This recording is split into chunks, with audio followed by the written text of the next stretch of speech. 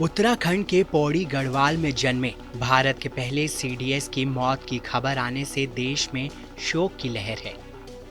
130 करोड़ की आबादी वाले देश का सेना नायक इस तरह एक हादसे में चला गया, ये किसी को यकीन नहीं हो रहा। अब हमारे बीच बस इस ग्रेट वॉरियर के किस्से ही रह गए हैं।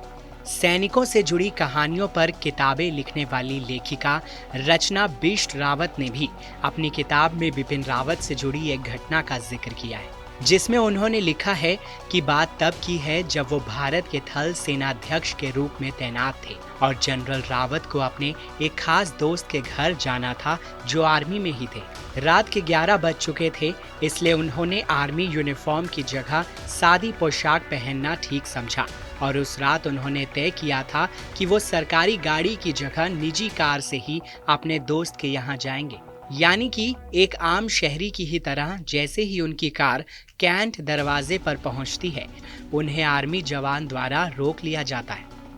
बिपिन रावत पहले तो ये बताते हैं कि उनका आर्मी का एक दोस्त यहाँ रहता है और वो उनसे मिलने आए हैं, लेकिन जवान उनकी कार को अंदर जाने से रोक लेता है और पूछता है कि आप कौन हैं, इतनी रात आर्मी एरिया में क्या कर रहे हैं।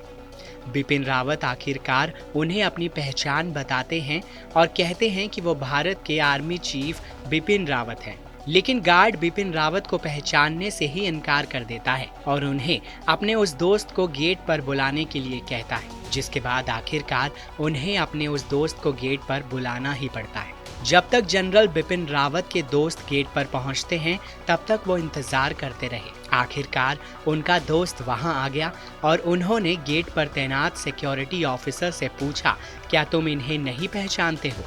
तुम्हारे सामने मौजूद व्यक्ति भारत का थल सेनाध्यक्ष है।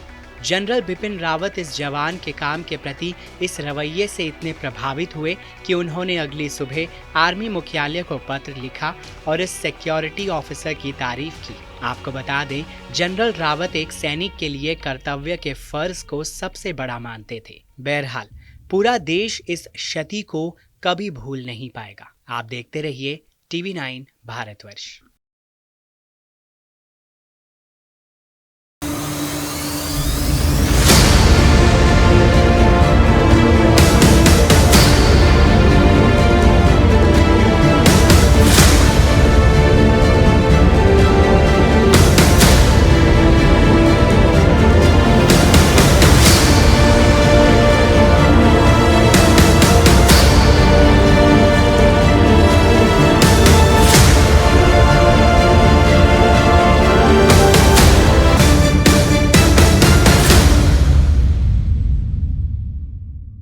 देश बनता है अपने नागरिकों से।